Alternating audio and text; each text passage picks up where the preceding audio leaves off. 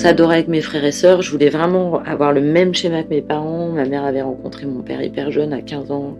Je voulais pareil, le prince charmant à 15 ans, qui sait qui t'aime, qui va t'épouser, 3 enfants. Enfin, je voulais vraiment faire exactement la même chose. Je voulais être ma mère, en fait. Et donc, j'étais persuadée que quand moi, j'allais avoir des enfants, je serais pareil. Mais je suis pas elle, en fait.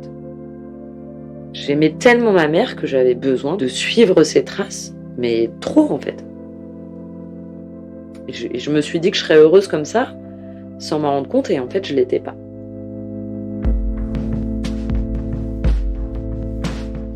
Donc, je m'appelle Émilie, j'ai 43 ans, j'ai 2 petites filles, de grandes filles, de 13 et 11 ans.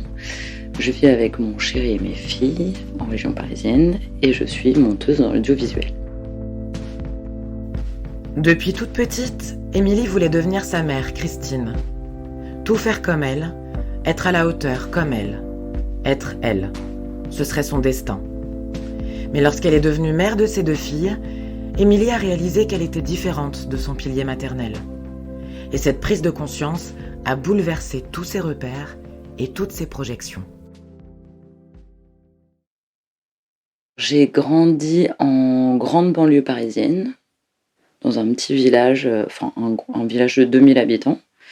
On vivait dans une résidence, donc on avait une plutôt grande maison. On est arrivé quand je suis née, et mes parents sont partis il y a 5 ans.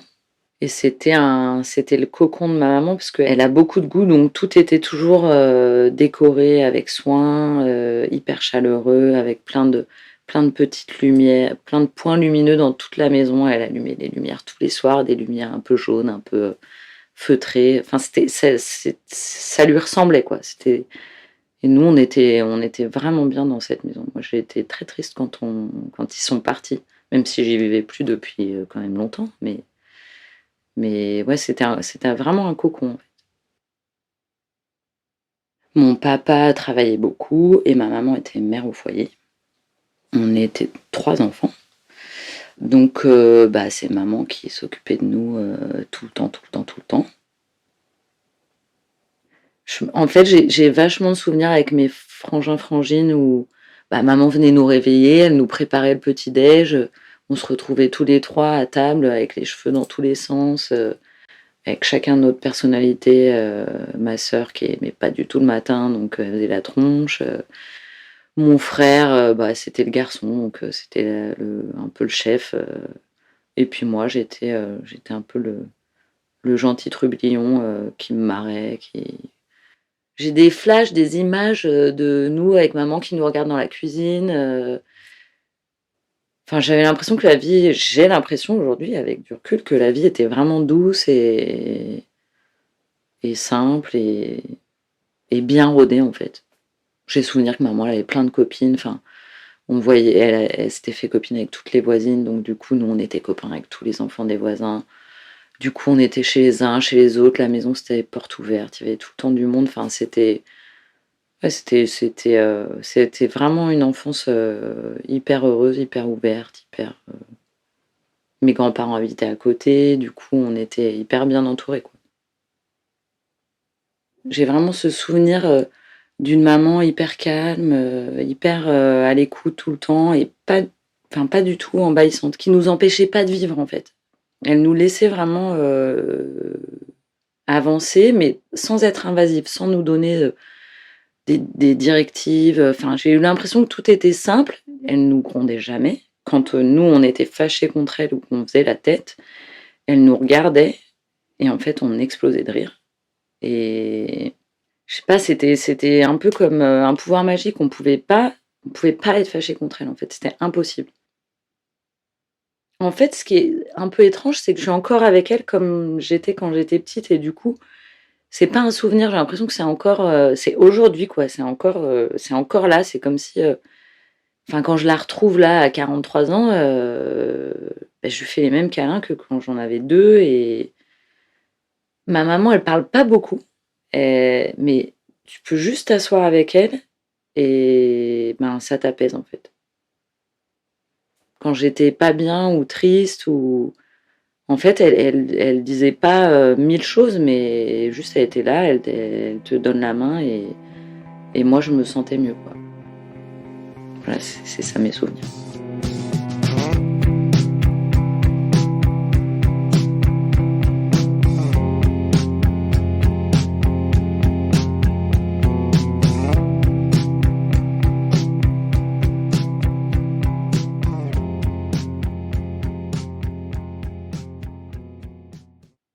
Je racontais tout à ma mère. Je lui ai raconté vraiment tout. Je lui ai raconté ma première clope, mon premier mec.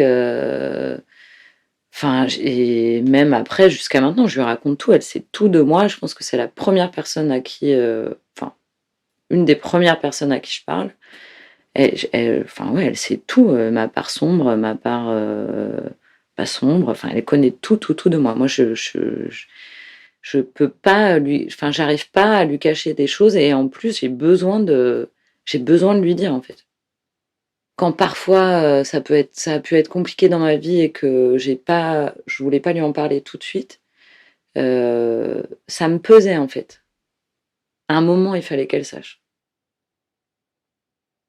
Quand il m'arrive un truc mais même minime, en fait, acheter une lampe. Quand j'ai emménagé toute seule, et que j'achetais des trucs, quand je m'achetais une lampe ou un truc de déco, il fallait que j'envoie une photo à ma mère. Il fallait qu'elle me dise: «Oui, c'est bien». Je sais pas si ça me rassurait, en fait, ou mais j'avais vraiment besoin de ça et j'ai besoin de ça, tout le temps même, enfin pour tous mes choix. Alors après en vieillissant, je le fais moins, mais j'ai vraiment, dans beaucoup de situations, j'ai eu besoin qu'elle soit là pour me guider, en fait. Enfin, je voulais savoir dans son regard si je faisais le bon choix. J'avais besoin, pas for enfin si, de son approbation ou en tout cas de son oreille, quoi. Parce que je sais qu'elle va pas me c'est pas le genre à me dire, «Tu vas faire ça, fais comme ça, c'est pas bien». Non, jamais. C'est, enfin même ça, je m'en souviens très bien quand j'étais adolescente où, bah, j'avais tendance à me retrouver avec des gens qui étaient pas forcément faits pour moi. Pas fréquentables, mais pas faits pour moi en tout cas, puisque je pense que j'étais un petit peu influençable et elle m'a jamais dit: «Je ne veux plus que tu vois ces gens». Elle me disait: «Ma chérie, je pense que ces gens ne sont pas faits pour toi, mais après tu en fais ce que tu veux. Mais en tout cas, moi je te le dis». Et après, moi je vivais mon truc et puis j'avais toujours dans la tête ce qu'elle m'avait dit, mais sans trop y réfléchir. Et puis un jour, j'allais la voir et je lui disais: «Tu as raison maman. En fait, ils sont pas faits pour moi, c'est pas des vrais amis». Et voilà, en fait, c'est maman, elle fonctionne comme ça. Je me sens jamais jugée. Voilà. Comment tu l'apercevais en tant que femme, ta mère? Bah, moi, je la trouvais magnifique et je la trouve toujours magnifique. Pour moi, c'était la plus belle femme du monde.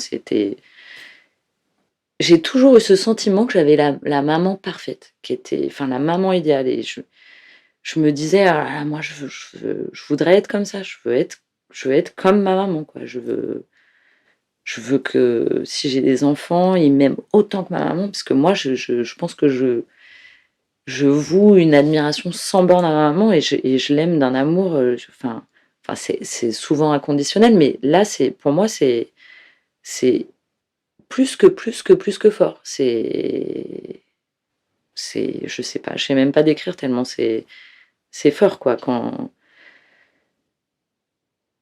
j'ai dû m j'ai pour moi, la mère, elle est invincible. Il peut pas lui arriver un truc. Je donc je sais que ce sera très dur un jour, mais c'est des choses auxquelles je veux pas penser, en fait. En fait, j'ai l'impression d'être tout le temps dans un cocon, donc après ce qui a aussi quelques travers, parce que du coup, bah, quand il m'arrive des trucs hyper durs, ben, ils sont pas derrière moi, donc tu te sens protégé, mais tu es pas toujours prêt à affronter la réalité, quoi. Plus grande, en fait, quand j'allais à la fac, là, j'ai commencé à faire des grosses crises d'angoisse, vraiment très grosses. Et ça, par exemple, je n'en ai pas parlé tout de suite, parce que j'avais l'impression d'être un peu, de devenir folle. Donc C'est-à-dire, explique-moi. bah, je commençais à devenir claustro dans le train, Je dormais plus la nuit, je faisais des rêves de mort tout le temps. Quand j'arrivais à la fac, j'étais comme paralysée en fait. Jusqu'à ce que j'arrive plus à marcher en arrivant à la fac. Donc là, j'ai appelé ma mère et donc ma mère est venue me chercher. Et en fait, elle m'a emmenée tout de suite voir notre médecin de famille qui m'a conseillé de voir quelqu'un et moi je voulais pas, je me sentais pas de voir un psy à l'époque.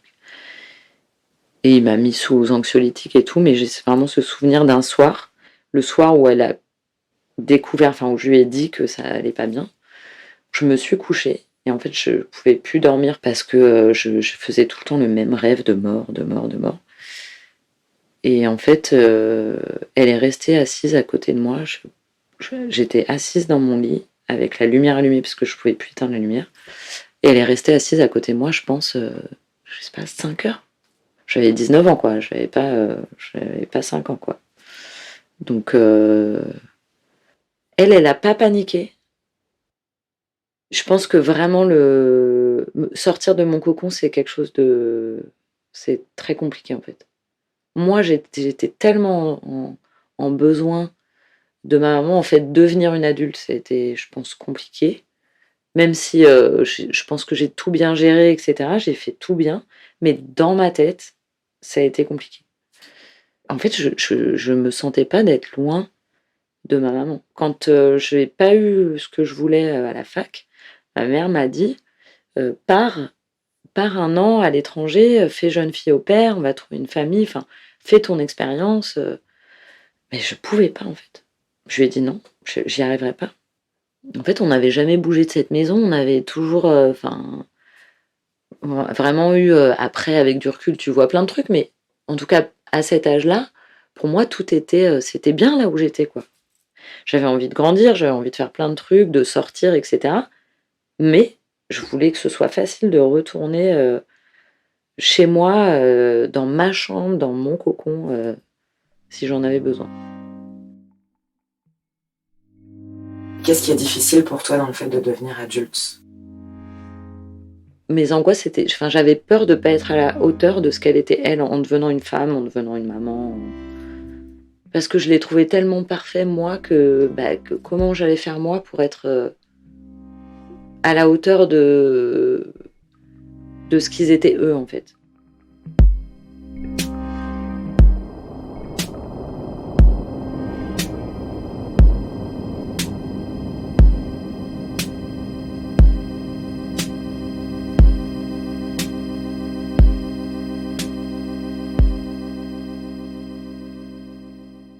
Maman, elle n'était pas une maman inquiète, elle n'était pas derrière notre dos tout le temps.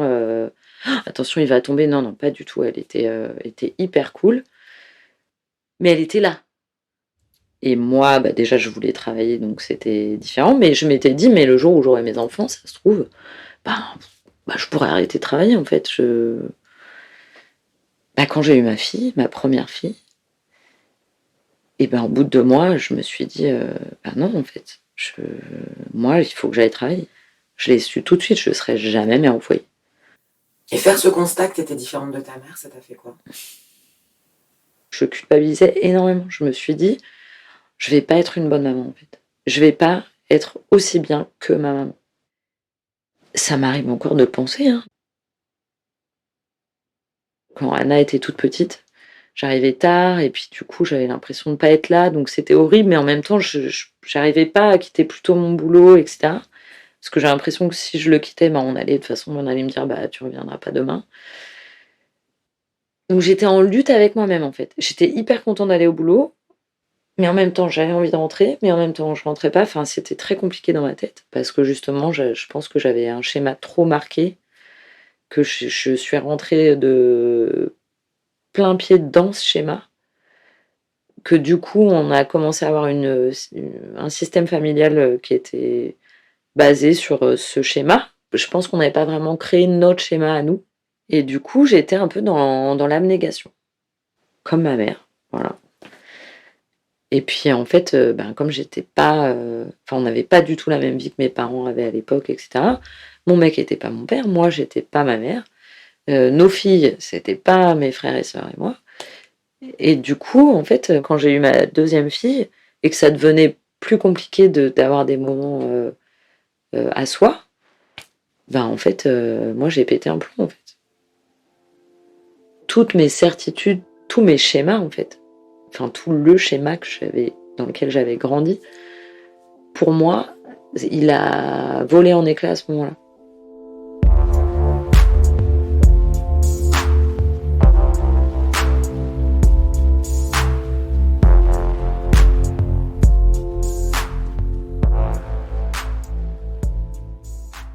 Au moment où j'ai pété les plombs, c'est parce qu'en fait j'ai tout fait en fait. Il y avait toute une part de moi qui était, pas qui était fausse, mais qui ne marchait pas en fait. C'est-à-dire, j'étais pas heureuse. Et pourtant, oui, j'avais la vie parfaite, hein. J'avais un super boulot, 2 super filles, un super mec, un super appart. Enfin, tout était super.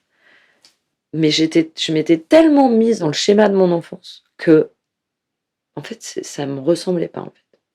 Et je m'étais perdue là-dedans en fait. Je me suis dit, je peux pas m'oublier en fait.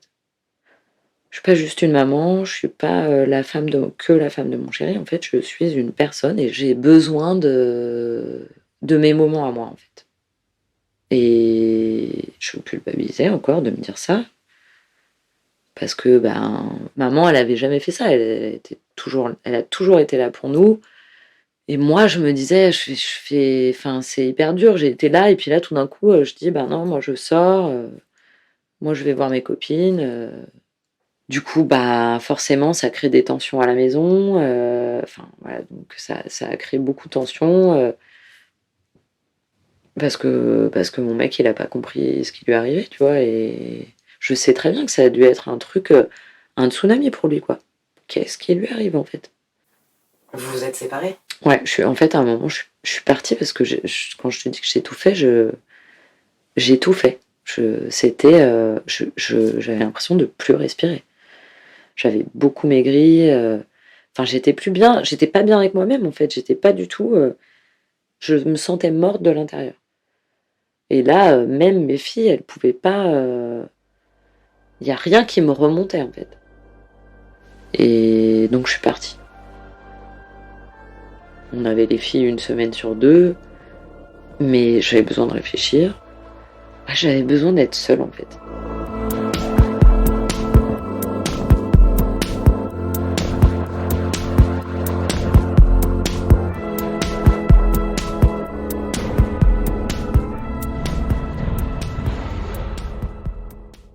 Au bout de 6 mois, je suis retournée chez moi. On s'est remis ensemble avec Franck. Mais mon cheminement à moi, pour vraiment me sentir bien et pour vraiment ne plus avoir de doute sur qui je suis aujourd'hui, quelle mère, quelle femme, enfin voilà, vraiment qui je suis. Je pense que ça a pris quand même 5 ans, tu vois. Ce pétage de plomb, là, ça m'a permis d'apprendre à me connaître, en fait. Et je pense que c'est là où j'ai vraiment grandi. Le fait d'avoir toujours besoin de l'aval de ma maman. Et tu vois, là, c'était pareil. J'avais besoin de l'aval de mon mec. Enfin, ça crée chez moi tout le temps des doutes, en fait. Sur mes choix, en fait, j'avais un problème de choix. J'étais incapable de faire un choix. En vrai, aujourd'hui, je me sens hyper bien, en fait. Je me sens beaucoup plus forte. Après, je sais qu'il y a toujours au fond de moi, une toute petite fille. Enfin, quand je suis avec ma maman, je le ressens vachement. Mais je veux pas être elle. Je veux plus être elle. Je me rends compte on a beaucoup de différences. Enfin, beaucoup non, mais en tout cas, on n'agit pas de la même façon. Et c'est pas grave. Et c'est pas grave du tout, au contraire. Même si c'était un choix de ma mère d'être femme au foyer, etc., en vrai, elle était quand même dépendante de mon père. Je le sais, et aujourd'hui, j'aime mon indépendance financière et aussi mon indépendance tout court, en fait. J'ai besoin d'avoir cette liberté dans ma tête de me dire je peux faire des trucs seule. Donc finalement, tu t'en es un peu émancipée, quoi, du modèle de ta mère. Ouais. En fait, le fait qu'il parte, le fait qu'il soit loin, Donc ça, c'était il y a 5 ans. c'était il y a 5 ans, ouais. Je pouvais plus y aller tous les 3 semaines déjà, hein, parce qu'avant on allait quand même, au moins, 1 fois par mois passer le week-end entier chez mes parents. Heu et c'était génial. Mais quand ils ont vendu la maison, c'est comme si en fait ils avaient fermé la porte de mon enfance, tu vois? Fallait que j'agisse seule en fait. Enfin seule non, avec ma famille, mais en tout cas, mon enfance a été terminée, la porte était fermée, quoi. Ça a été dur et puis après je pense que ça m'a fait du bien, en fait. Maintenant que j'ai un point de vue vraiment propre, je lui parle d'adulte à adulte, en fait. Je vais pas rechercher quelque chose, une approbation mais on va parler d'égal à égal. Ça a pas abîmé ma relation avec ma maman. Au contraire, Ça l'a transformé, quoi. ça l'a changée, ouais. Elle a évolué. Mais parce que je suis devenue une grande fille, quoi. Je l'appelle plus quand, j'achète une lampe. Tu vois, quand je t'ai dit que j'allais faire le podcast, je lui en avais pas parlé. Et ça me travaillait parce que je me suis dit: «Je peux pas parler d'elle sans lui dire: "Maman, je vais parler de toi"». Et donc, on s'est écrit un soir et donc je lui ai dit: «Voilà, je voulais te dire, je vais faire un podcast, enfin, je vais répondre à une interview pour parler des relations mère-fille et donc je vais parler de toi». Et je savais pas trop quelle allait être sa réaction parce que, c'est pas forcément quelqu'un qui aime qu'on parle d'elle et cetera. Et elle m'a dit: «Ne dis que la vérité». Après c'est ma vérité parce que c'est mon prisme et c'est moi, tout ce que j'ai vu en grandissant, voilà, mais voilà, maman, je n'ai dit que la vérité. Si t'avais quelque chose à lui dire aujourd'hui, tu aurais envie de lui dire quoi? Qu'elle a été et qu'elle est une mère, à mes yeux en tout cas, géniale, que je suis fière d'avoir une maman comme elle, en fait. Et qu'est-ce que t'aimerais dire à tes filles? Et j'aimerais dire à mes filles, que en fait, j'adore les voir grandir. J'adore, les voir évoluer, j'adore les voir changer, j'adore avoir plus de discussions avec elles. En fait, ça a toujours été génial de les voir grandir. Alors que moi, je voulais pas trop grandir, mais je crois que c'est ce qui me rend le plus heureux, c'est de les regarder évoluer, en fait. Et quand aujourd'hui, j'ai ma petite, de 11 ans qui me dit, quand je la couche: «Tu sais maman, tu es vraiment une maman formidable». Je crois que j'ai quand même réussi, en fait. Enfin, je suis heureuse de ce que je leur ai apporté, de ce que maman m'a donné pour que je puisse le transmettre. Je me dis que je suis une bonne maman.